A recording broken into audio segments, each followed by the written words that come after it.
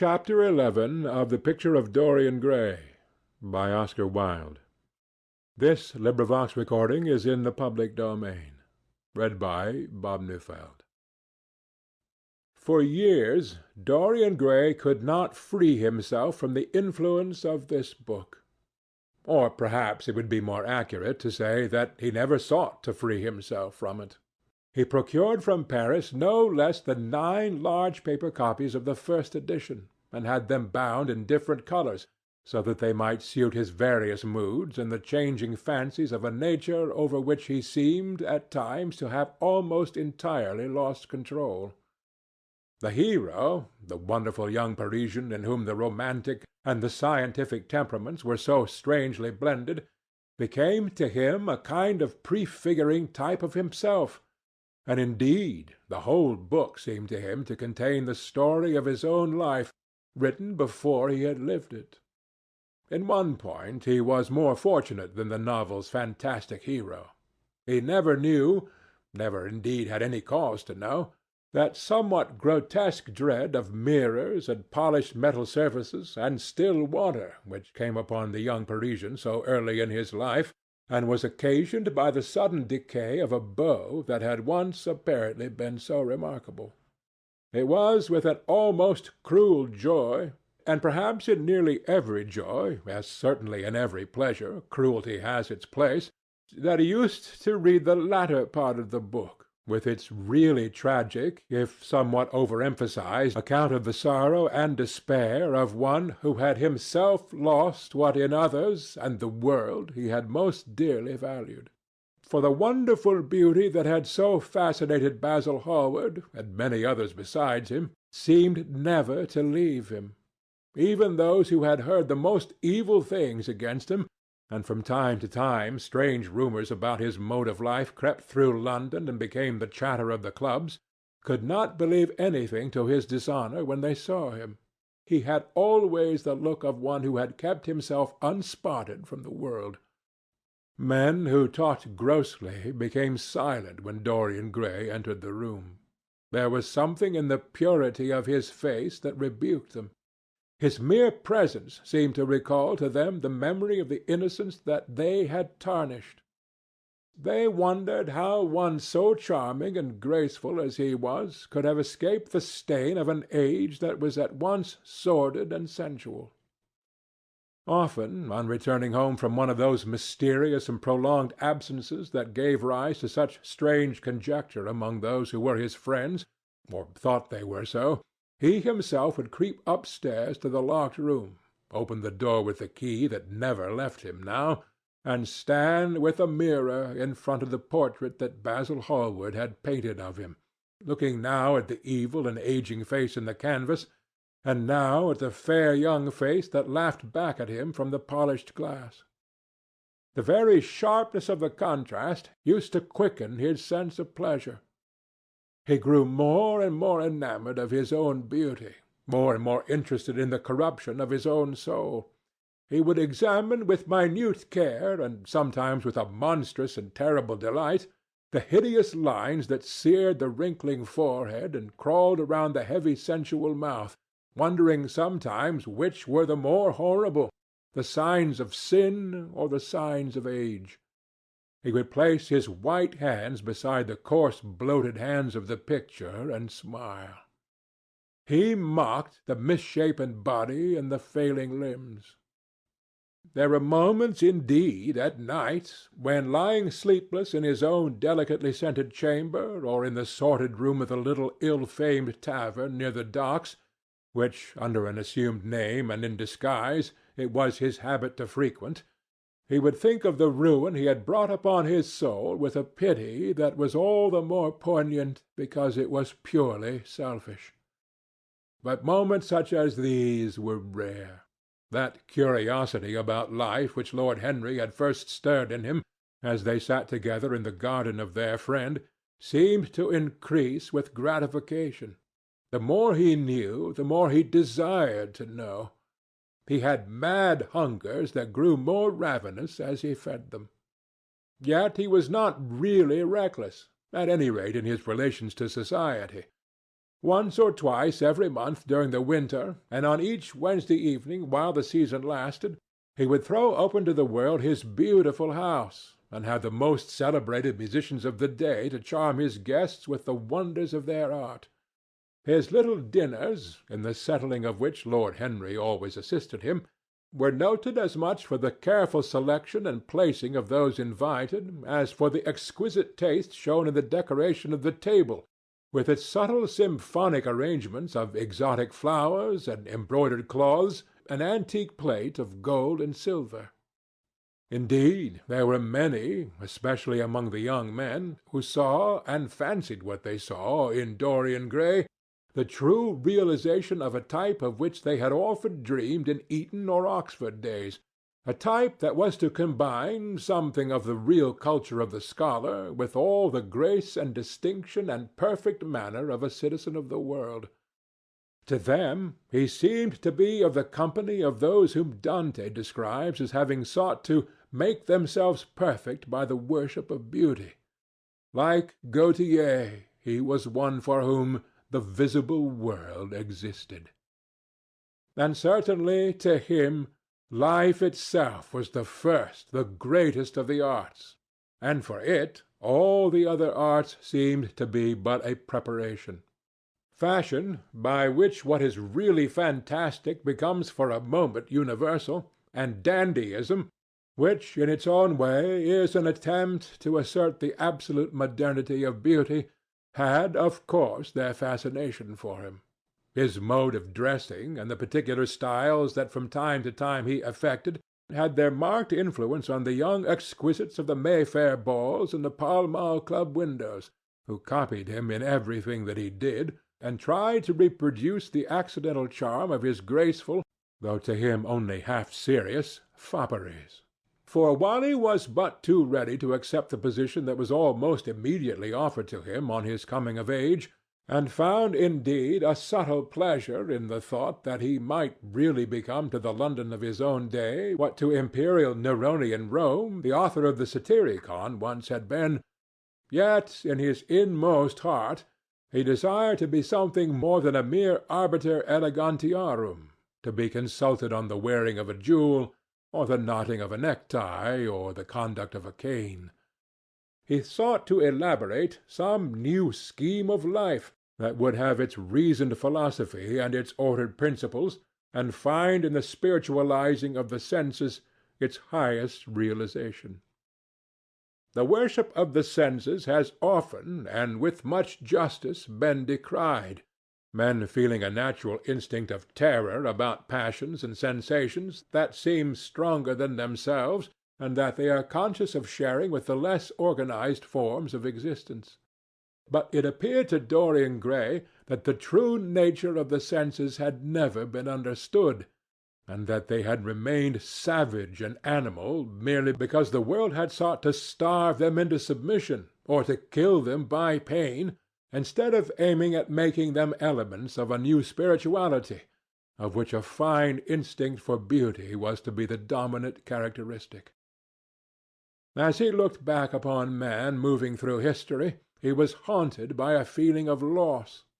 So much had been surrendered, and to such little purpose.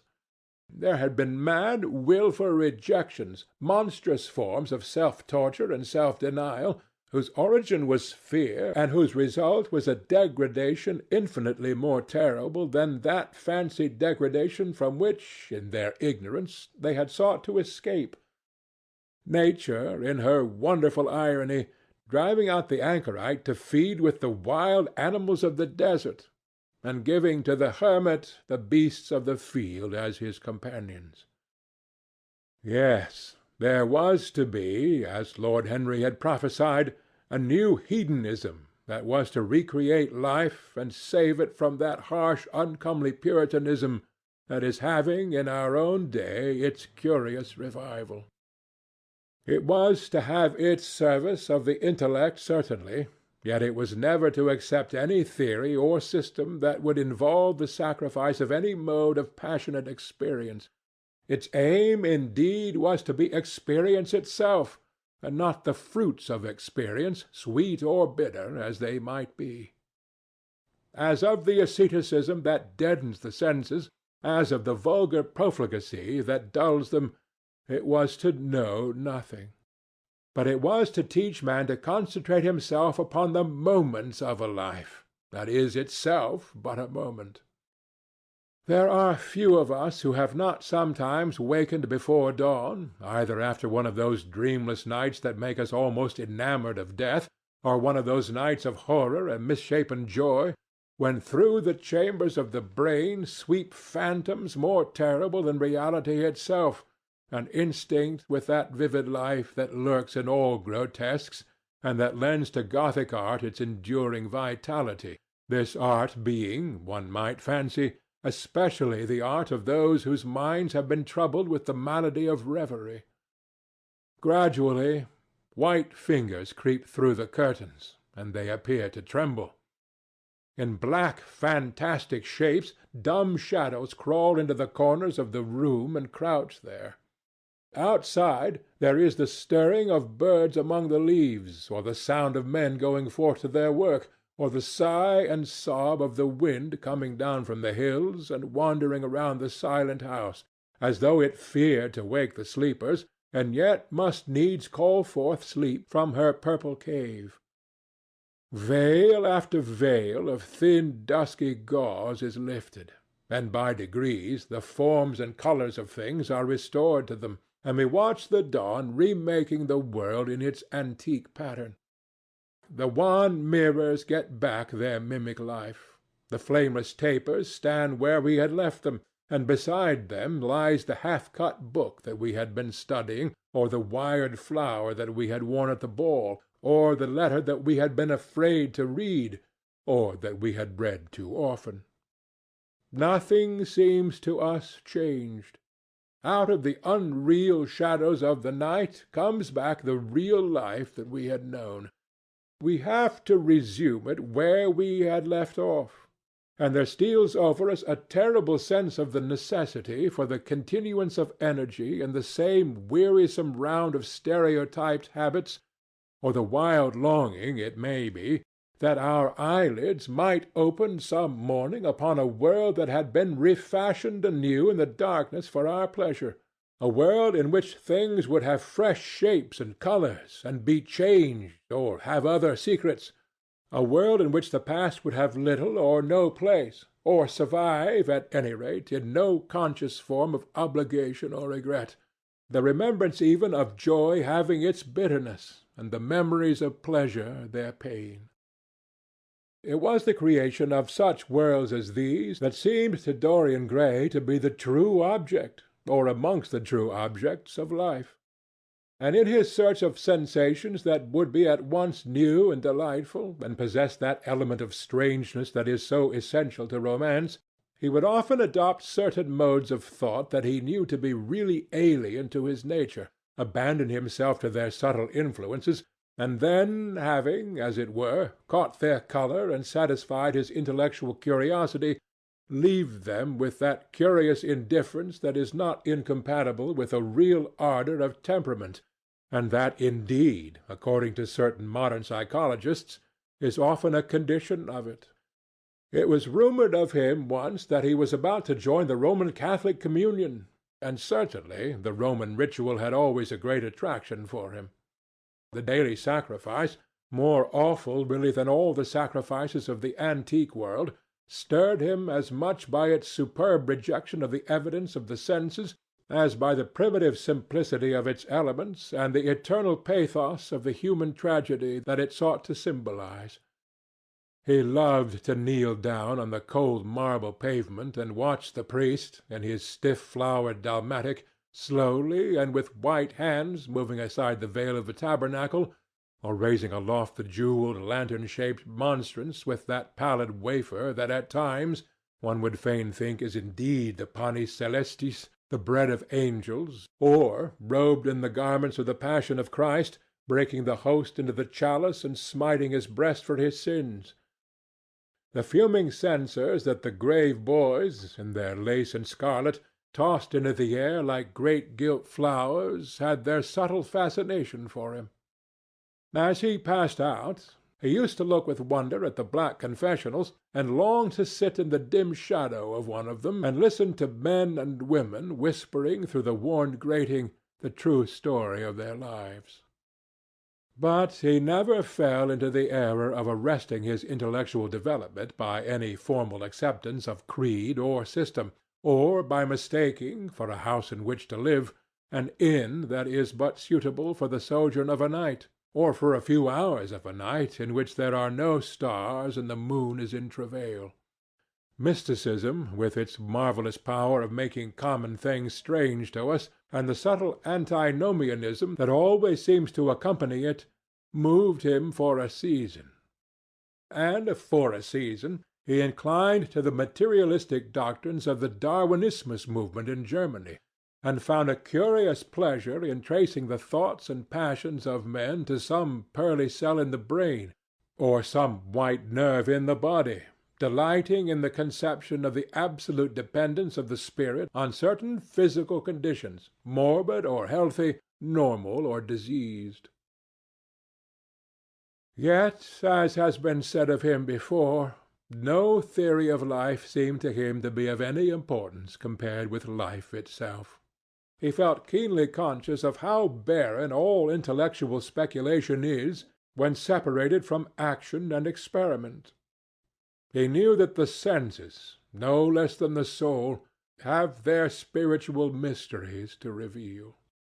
And so he would now study perfumes and the secrets of their manufacture, distilling heavily scented oils and burning odorous gums from the East.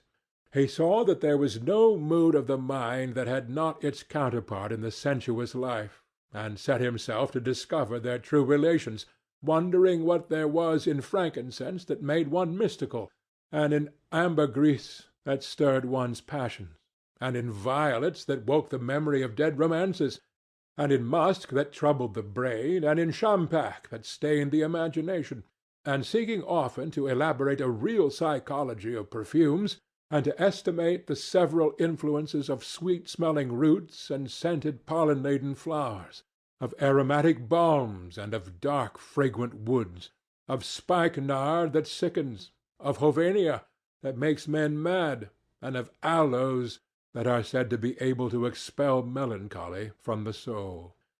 At another time he devoted himself entirely to music, and in a long latticed room, with a vermilion and gold ceiling and walls of olive-green lacquer, he used to give curious concerts in which mad gipsies tore wild music from little zithers, or grave yellow-shawled Tunisians plucked at the strained strings of monstrous lutes, while grinning negroes beat monotonously upon copper drums, and crouching upon scarlet mats, slim turbaned Indians blew through long pipes of reed or brass, and charmed, or feigned to charm, great hooded snakes and horrible horned adders.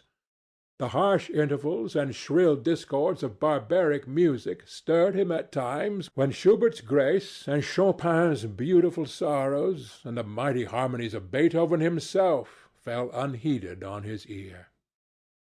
He collected together from all parts of the world the strangest instruments that could be found, either in the tombs of dead nations or among the few savage tribes that have survived contact with Western civilizations, and loved to touch and try them.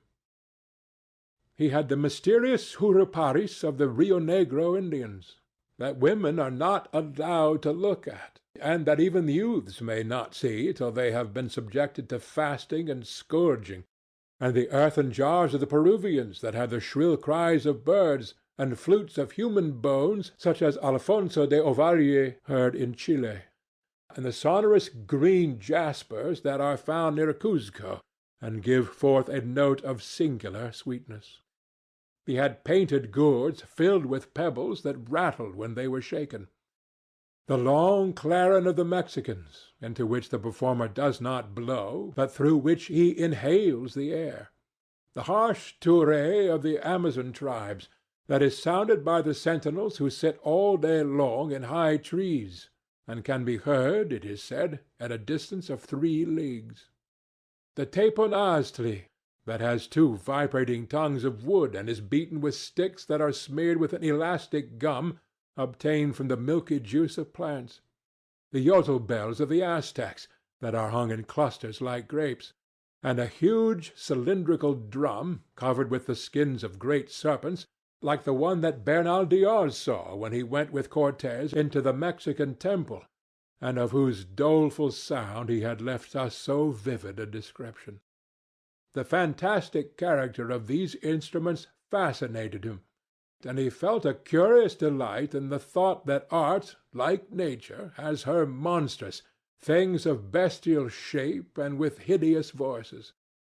Yet after some time he wearied of them, and would sit in his box at the opera, either alone or with Lord Henry, listening in rapt pleasure to Tannhäuser, and seeing in the prelude to that great work of art a presentation of the tragedy of his own soul.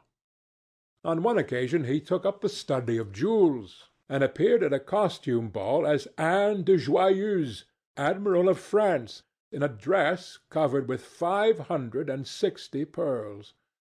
This taste enthralled him for years, and indeed may be said never to have left him. He would often spend a whole day settling and resettling in their cases the various stones that he had collected, such as the olive-green chrysoberyl that turns red by lamplight, the cymophane with its wire-like line of silver, the pistachio-colored peridot, rose-pink and wine-yellow topazes, carbuncles of fiery scarlet with tremulous full-rayed stars, flame-red cinnamon stones, orange and violet spinels, and amethysts with their alternate layers of ruby and sapphire. He loved the red gold of the sunstone, and the moonstone's pearly whiteness, and the broken rainbow of the milky opal. He procured from Amsterdam 3 emeralds of extraordinary size and richness of colour, and had a turquoise de la Vieille Roche that was the envy of all the connoisseurs. He discovered wonderful stories also about jewels. In Alfonso's Clericalis Disciplina, a serpent was mentioned with eyes of real jacinth, and in the romantic history of Alexander, the conqueror of Emathia was said to have found in the Vale of Jordan snakes with collars of real emeralds growing on their backs. There was a gem in the brain of the dragon, Philostratus told us, and by the exhibition of golden letters in a scarlet robe, the monster could be thrown into a magical sleep and slain. According to the great alchemist, Pierre de Boniface, the diamond rendered a man invisible, and the agate of India made him eloquent. The cornelian appeased anger, and the hyacinth provoked sleep, and the amethyst drove away the fumes of wine. The garnet cast out demons, and the hydropicus deprived the moon of her colour. The selenite waxed and waned with the moon, and the meloceus that discovers thieves could be affected only by the blood of kids. Leonardus Camillus had seen a white stone taken from the brain of a newly killed toad that was a certain antidote against poison. The bezoar that was found in the heart of the Arabian deer was a charm that could cure the plague. In the nests of Arabian birds was the aspilates, that, according to Democritus, kept the wearer from any danger by fire. The king of Ceylon rode through his city with a large ruby in his hand, as the ceremony of his coronation. The gates of the palace of John the priest were made of sardius, with the horn of the horned snake inwrought, so that no man might bring poison within.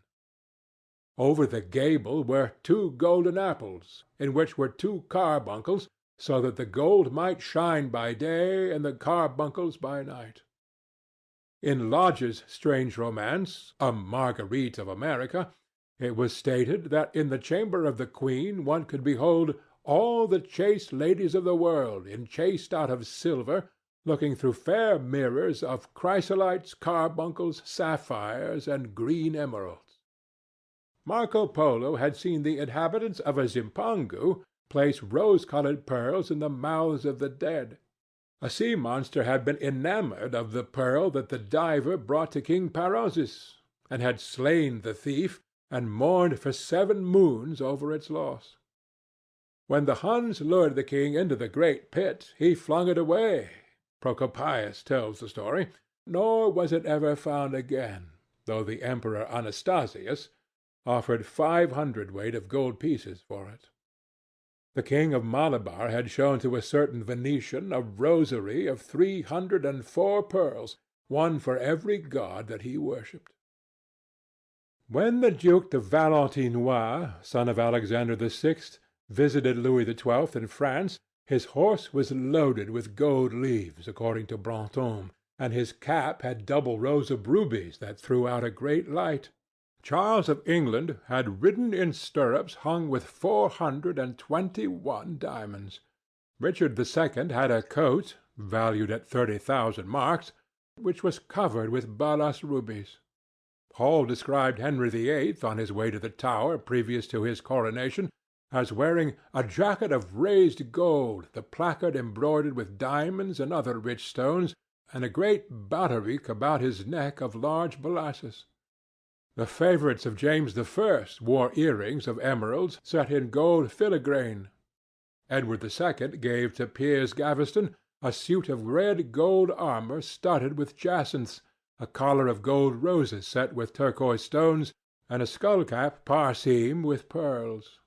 Henry II wore jewelled gloves reaching to the elbow, and had a hawk glove sewn with 12 rubies and 52 great orients. The ducal hat of Charles the Rash, the last Duke of Burgundy of his race, was hung with pear-shaped pearls and studded with sapphires. How exquisite life had once been! How gorgeous in its pomp and decoration! Even to read the luxury of the dead was wonderful. Then he turned his attention to embroideries and to the tapestries that performed the office of frescoes in the chill rooms of the northern nations of Europe. As he investigated the subject, and he had always had an extraordinary faculty of becoming absolutely absorbed for the moment in whatever he took up, he was almost saddened by the reflection of the ruin that time brought on beautiful and wonderful things. He, at any rate, had escaped that. Summer followed summer, and the yellow jonquils bloomed and died many times, and nights of horror repeated the story of their shame, but he was unchanged. No winter marred his face or stained his flower-like bloom. How different it was with material things! Where had they passed to? Where was the great crocus-colored robe, on which the gods fought against the giants, that had been worked by brown girls for the pleasure of Athena? Where the huge velarium that Nero had stretched across the Colosseum at Rome, that Titan sail of purple on which was represented the starry sky, an Apollo driving a chariot drawn by white, gilt-reined steeds? He longed to see the curious table napkins wrought for the priest of the sun, at which was displayed all the dainties and viands that could be wanted for a feast.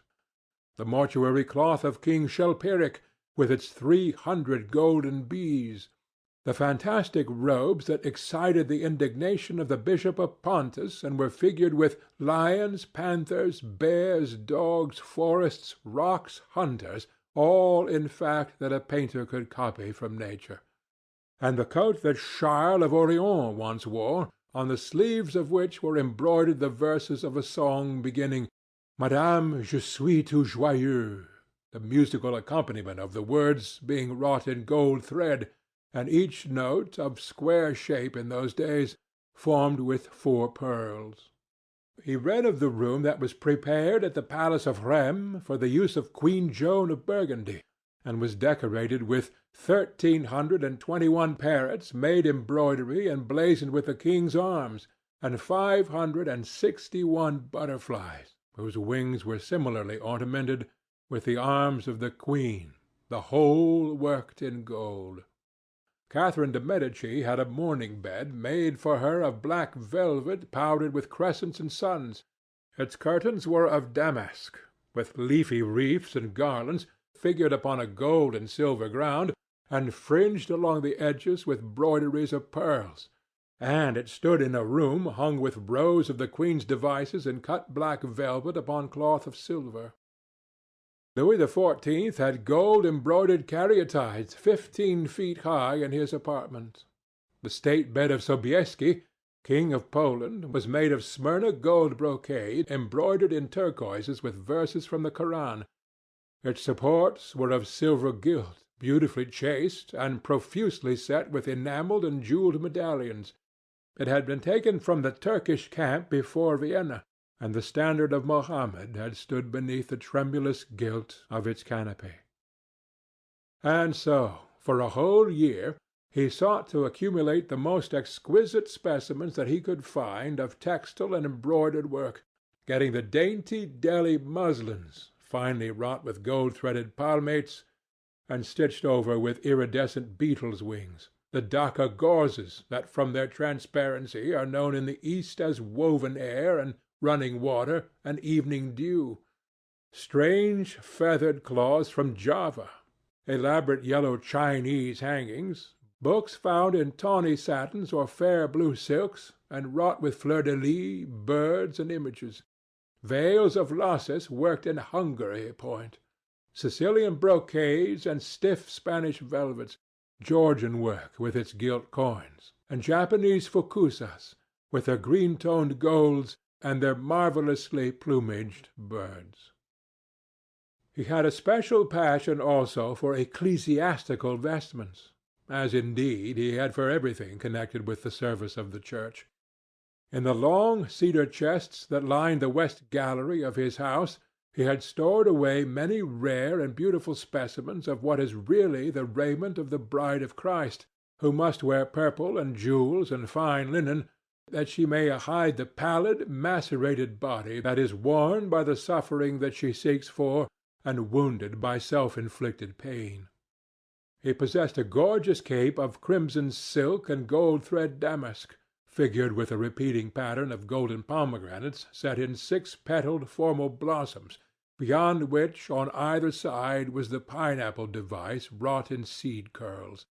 The orphreys were divided into panels representing scenes from the life of the Virgin, and the coronation of the Virgin was figured in colored silks upon the hood. This was Italian work of the 15th century. Another cape was of green velvet, embroidered with heart-shaped groups of acanthus leaves, from which spread long-stemmed white blossoms, the details of which were picked out with silver thread and colored crystals. The morse bore a seraph's head in gold thread raised work. The orphreys were woven in a diaper of red and gold silk, and were starred with medallions of many saints and martyrs, among whom was Saint Sebastian. He had chasubles also of amber-colored silk, and blue silk, and gold brocade, and yellow silk damask, and cloth of gold, figured with representations of the Passion and the Crucifixion of Christ, and embroidered with lions and peacocks and other emblems. Dalmatics of white satin and pink silk damask, coloured with tulips and dolphins and fleur-de-lis, altar frontals of crimson velvet and blue linen, and many corporals, chalice veils, and sudaria. In the mystic offices to which such things were put, there was something that quickened his imagination. For these treasures, and everything that he collected in his lovely house, were to be to him means of forgetfulness, modes by which he could escape, for a season, from the fear that seemed in him at times to be almost too great to be borne. Upon the walls of the lonely locked room where he had spent so much of his boyhood, he had hung with his own hands the terrible portrait whose changing features showed him the real degradation of his life, and in front of it had draped the purple and gold pall as a curtain. For weeks he would not go there, would forget the hideous painted thing, and get back his light heart, his wonderful joyousness, his passionate absorption in mere existence. Then, suddenly, some night he would creep out of the house, go down to dreadful places near Bluegate Fields, and stay there day after day until he was driven away. On his return he would sit in front of the picture, sometimes loathing it and himself, but filled at other times with that pride of individualism that is half the fascination of sin, and smiling with secret pleasure at the misshapen shadow that had to bear the burden that should have been his own. After a few years he could not endure to be long out of England, and gave up the villa that he had shared at Trouville with Lord Henry, as well as the little white Walden house at Algiers, where they had more than once spent the winter. He hated to be separated from the picture that was such a part of his life, and was also afraid that during his absence some one might gain access to the room, in spite of the elaborate bars that he had caused to be placed upon the door. He was quite conscious that this would tell them nothing. It was true that the portrait still preserved, under all the foulness and ugliness of the face, its marked likeness to himself, but what could they learn from that? He would laugh at any one who tried to taunt him. He had not painted it. What was it to him how vile and full of shame it looked? Even if he told them, would they believe it? Yet he was afraid. Sometimes, when he was down at his great house in Nottinghamshire, entertaining the fashionable young men of his own rank who were his chief companions, and astounding the county by the wanton luxury and gorgeous splendor of his mode of life, he would suddenly leave his guests and rush back to town to see that the door had not been tampered with, and that the picture was still there. What if it should be stolen? The mere thought made him cold with horror. Surely the world would know his secret then. Perhaps the world already suspected it. For while he fascinated many, there were not a few who distrusted him. He was very nearly blackballed at the West End Club of which his birth and social position fully entitled him to become a member, and it was said that on one occasion, when he was brought by a friend into the smoking-room of the Churchill, the Duke of Berwick and another gentleman got up in a marked manner and went out. Curious stories became current about him after he had passed his 25th year. It was rumored that he had been seen brawling with foreign sailors in a low den at the distant parts of Whitechapel, and that he consorted with thieves and coiners, and knew the mysteries of their trade. His extraordinary absences became notorious, and when he used to reappear again in society, men would whisper to each other in corners, or pass him with a sneer, or look at him with cold, searching eyes, as though they were determined to discover his secret. Of such insolences and attempted slights he, of course, took no notice, and in the opinion of most people his frank debonair manner, his charming boyish smile, and the infinite grace of that wonderful youth that seemed never to leave him, were in themselves a sufficient answer to the calumnies, for so they termed them, that were circulated about him. It was remarked, however, that some of those who had been most intimate with him appeared after a time to shun him. Women who had wildly adored him, and for his sake had braved all social censure and set convention at defiance, were seen to grow pallid with shame or horror if Dorian Gray entered the room. Yet these whispered scandals only increased in the eyes of many his strange and dangerous charm. His great wealth was a certain element of security. Society, civilized society at least, is never very ready to believe anything to the detriment of those who are both rich and fascinating. It feels instinctively that manners are of more importance than morals, and, in its opinion, the highest respectability is of much less value than the possession of a good chef. And, after all, it is a very poor consolation to be told that the man who has given one a bad dinner or a poor wine is irreproachable in his private life. Even the cardinal virtues cannot atone for half-cold entrees, as Lord Henry remarked once in a discussion on the subject, and there is possibly a good deal to be said for his view. For the canons of great society are, or should be, the same as the canons of art. Form is absolutely essential to it. It should have the dignity of a ceremony, as well as its unreality, and should combine the insincere character of a romantic play with the wit and beauty that make such plays delightful to us. Is insincerity such a terrible thing? I think not. It is merely a method by which we can multiply our personalities. Such, at any rate, was Dorian Gray's opinion. He used to wonder at the shallow psychology of those who conceive the ego in man as a thing simple, primitive, reliable, and of one essence. To him, man was a being with myriad lives and myriad sensations, a complex, multiform creature that bore within itself strange legacies of thought and passion, and whose very flesh was tainted with the monstrous maladies of the dead. He loved to stroll through the gaunt, cold picture gallery of his country house and look at the various portraits of those whose blood flowed in his veins. Here was Philip Herbert, described by Francis Osborne in his Memories on the Reigns of Queen Elizabeth and King James, as one who was caressed by the court for his handsome face, which kept him not long company. Was it young Herbert's life that he sometimes led? Had some strange poisonous germ crept from body to body till it had reached his own?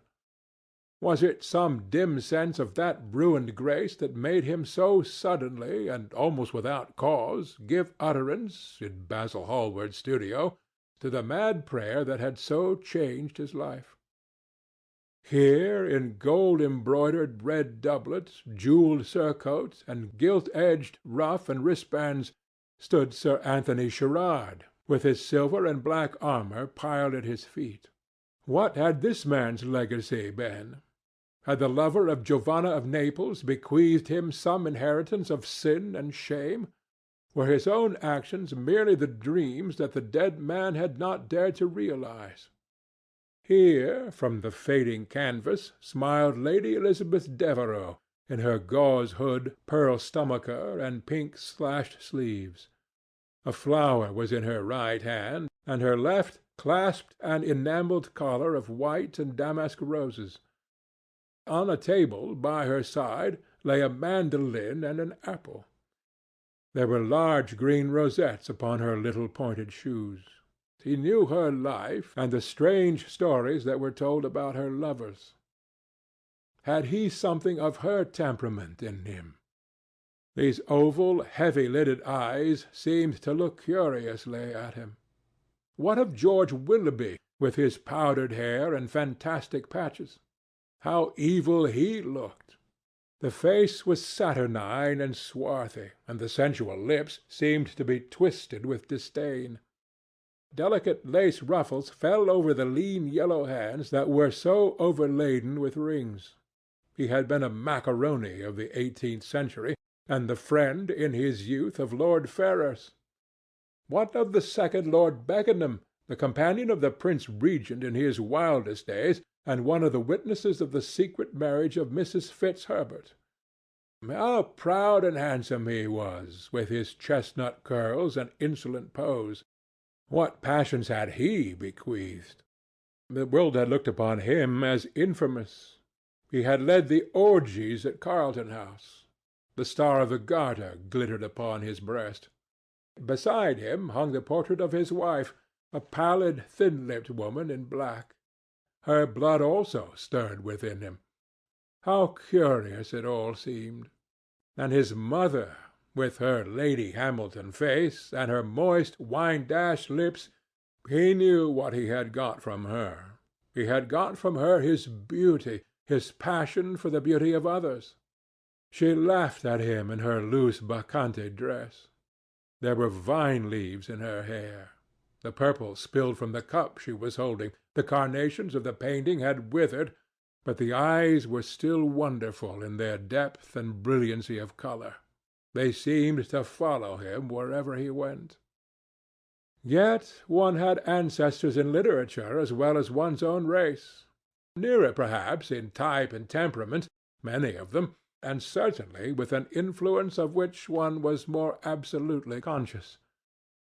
There were times when it appeared to Dorian Gray that the whole of history was merely the record of his own life.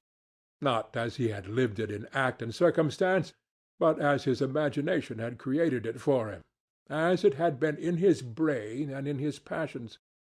He felt that he had known them all, those strange, terrible figures that had passed across the stage of the world and made sin so marvellous and evil so full of subtlety.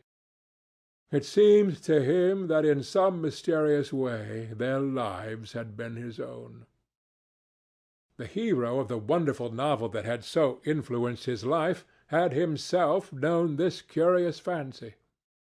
In the 7th chapter he tells how, crowned with laurel lest lightning might strike him, he had sat as Tiberius in a garden at Capri, reading the shameful books of Elephantis, while dwarfs and peacocks strutted round him and the flute-player mocked the swinger of the censer, and as Caligula had caroused with the green-shirted jockeys in their stables and supped in an ivory manger with a jewel-frontleted horse, and as Domitian had wandered through a corridor lined with marble mirrors, looking around for the reflection of the dagger that was to end his days, and sick with that ennui had terrible tedium vitae that comes on those to whom life denies nothing, and had peered through a clear emerald at the red shambles of the circus, and then, in a litter of pearl and purple drawn by silver-shod mules, had been carried through the streets of pomegranates to a house of gold, and heard men cry on Nero Caesar as he passed by,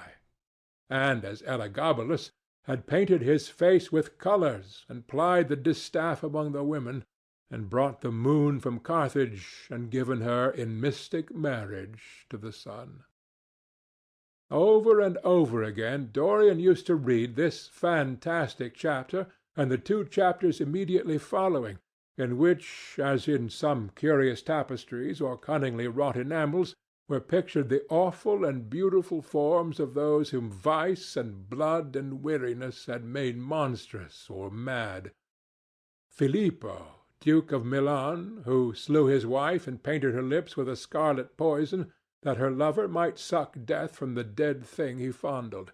Pietro Barbi, the Venetian, known as Paul II, who sought in his vanity to assume the title of Formosus, and whose tiara, valued at 200,000 florins, was bought at the price of a terrible sin.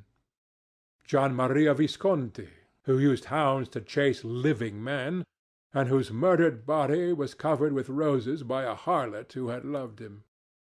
The Borgia on his white horse, with fratricide riding beside him, and his mantle stained with the blood of Perotto. Pietro Riario, the young cardinal archbishop of Florence, child and minion of Sixtus IV., whose beauty was equalled only by his debauchery, and who received Leonora of Aragon in a pavilion of white and crimson silk, filled with nymphs and centaurs, and gilded a boy that he might serve at the feast of Ganymede or Hylas. Ezelin, whose melancholy could be cured only by the spectacle of death, and who had a passion for red blood as other men have for red wine.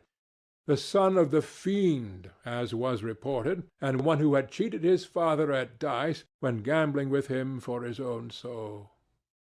Giambattista Cibo, who in mockery took the name of Innocent, and into whose torpid veins the blood of 3 lads was infused by a Jewish doctor.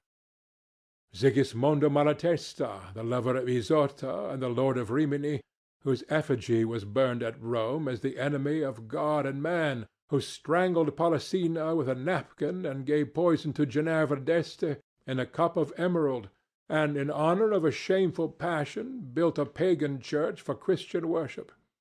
Charles VI, who had so wildly adored his brother's wife that a leper had warned him of the insanity that was coming on him, and who, when his brain had sickened and grown strange, could only be soothed by Saracen cards painted with the images of love and death and madness, and in his trimmed jerkin and jewelled cap, and acanthus-like curls, Griffinotto Baglioni, who slew Astore with his bride, and Simonetto with his page, and whose comeliness was such that, as he lay dying in the yellow piazza of Perugia, those who had hated him could not choose but weep, and Atalanta, who had cursed him, blessed him. There was a horrible fascination in them all. He saw them at night, and they troubled his imagination in the day. The Renaissance knew of strange manners of poisoning by a helmet and a lighted torch, by an embroidered glove and a jewelled fan, by a gilded pomander and by an amber chain. Dorian Gray had been poisoned by a book. There were moments when he looked on evil simply as a mode through which he could realize his conception of the beautiful. Chapter 11